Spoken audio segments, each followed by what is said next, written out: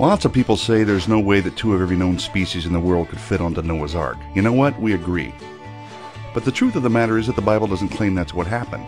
So if we really want to get to the truth of it, we're going to need to see what the Bible really says about all this and then ask 3 questions. How many animals are we really talking about? How big were they? And how big was the ark?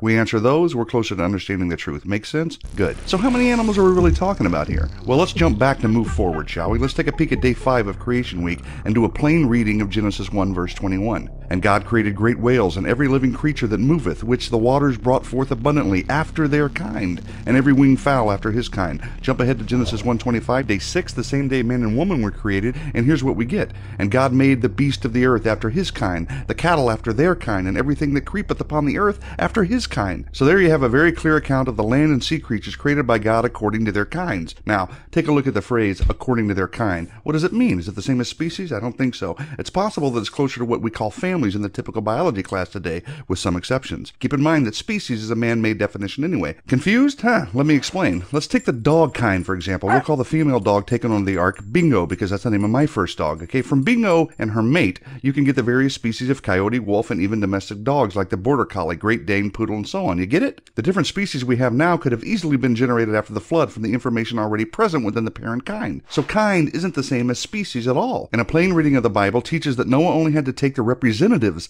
of the different kinds of land-dwelling, air-breathing animals. You don't believe me? Take a look for yourself. Genesis 6:20, of the birds after their kind, of animals after their kind, and of every creeping thing of the earth after its kind. 2 of every kind will come to you to keep them alive. That's as clear as it gets, folks. Simple instructions of what to take and what not to take. And in case we need further understanding on what God meant, he clarifies by telling us what died outside the ark. Genesis 7:22, and in whose nostrils was the breath of the spirit of life, all that was on the dry land died.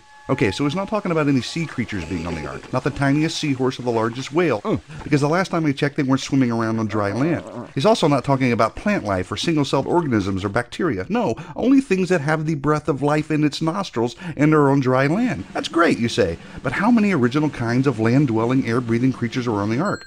Well, to be quite honest, we weren't there, and I don't have the time for each and every detail. But one leading ark researcher did a whole bunch of calculations and was very generous with the numbers he used. He selected the genus level and found that there are less than 8,000 kinds, or about 16,000 individual animals. So let's just round up to say 30,000 and then call it even. It'll make the math easier anyway.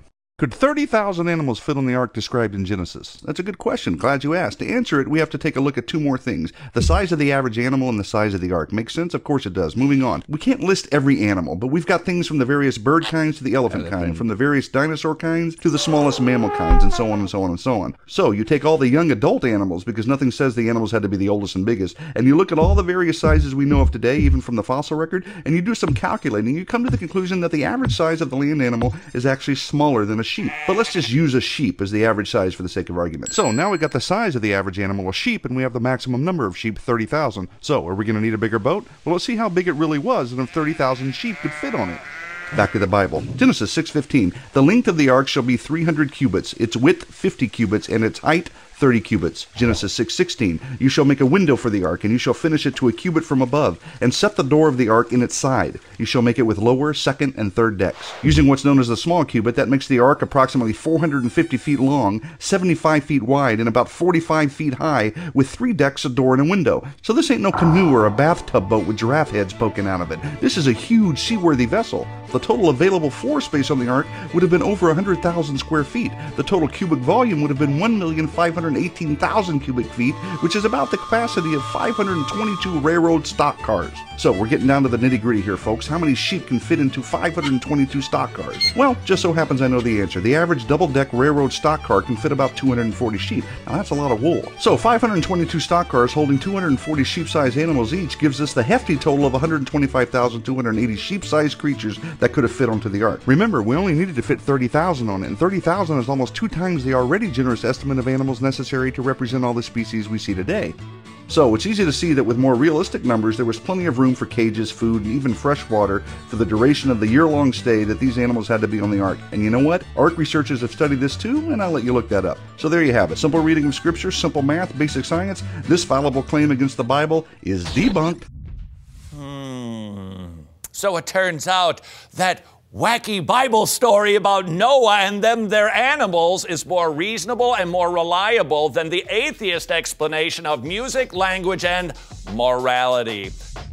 Dude, he is getting so far up my nose. I know. I don't care what you have to do, just put an end to it. Hey, Todd, but how do I find him? Give him Darwin, he doesn't have it yet. Go! What did you give him? I gave him What Hath Darwin Wrought. It teaches how Charles Darwin influenced eugenics, Nazi Germany, Planned Parenthood. I'm coming! Where's he at? Oh,